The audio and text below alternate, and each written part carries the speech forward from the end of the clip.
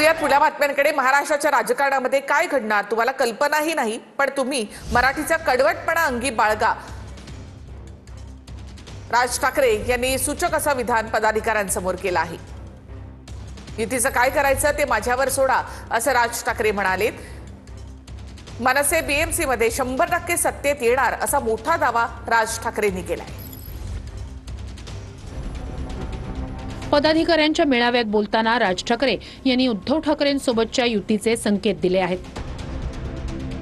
राज ठाकरे नेमकं काय म्हणाले ते पहा। महाराष्ट्राच्या राजकारणात यापुढे काय काय घडणार याची तुम्हाला कल्पनाही नाही।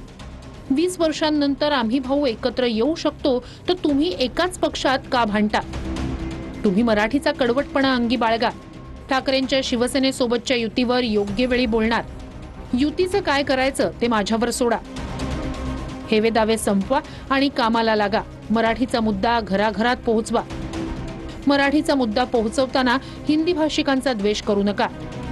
मनसे बीएमसी मध्ये 100% सत्तेत येणार असं राज ठाकरे म्हणाले आहेत। राज ठाकरे साहेबांनी आपल्या भावना त्या ठिकाणी बोलून दाखवलेल्या आहेत आणि त्या भावना तुमच्यापर्यंत आमच्या अगोदरच पोहोचलेल्या असल्या कारणाने तुम्ही त्या विषयावरती जे काही बोलले त्या बाबतीमध्ये तशा प्रकारच्या सूचना दिलेल्या आहेत। राज साहेबांचं कौतुक की त्यांनी कधी दुसऱ्याचा कोणाचा पक्ष फोडून, दुसऱ्याचे कोणाचे सैनिक फोडून व त्यांचे कोणाचे आमदार फोडून नेले नाहीत। त्यामुळे राज साहेबांचं जे आत्ता मत आहे की ज्याच्याबरोबर हाती सत्ता येईलच हे त्यांना विश्वास आहे। आता बघा, एकत्र कुणाबरोबर येतं हे त्यांनी सांगितलेलं नाही आहे ना। एकत्र कुणाही बरोबर येऊ शकतात। 20 वर्षानंतर एकत्र भारतीय जनता पक्षाबरोबर येऊ शकतात, शिवसेनेबरोबर म्हणजे आमच्या बरोबर येऊ शकतात, ते इतर पक्षांशी सुद्धा येऊ शकतात।